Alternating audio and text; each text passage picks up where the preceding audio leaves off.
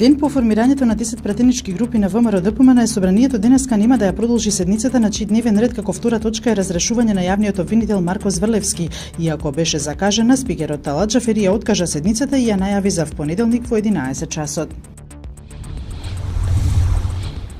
Хигиена која е на незадоволително ниво, медицински отпад кој не се селектира според прописите. Ваква слика затекнале синоќа санитарните инспектори кои ненајавено упаднаа во клиниката за гинекологија.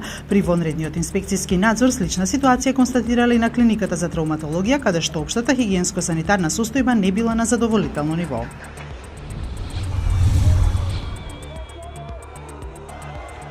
Протестите против самитот Г20 во Хамбург по хаотичната ноќ продолжија и денеска. Десетина полицајци се повредени во налетот на демонстрантите облечени во црно, кои прават нереди по улиците на Хамбург и уништуваат се пред себе, палат автомобили и кршат стакла.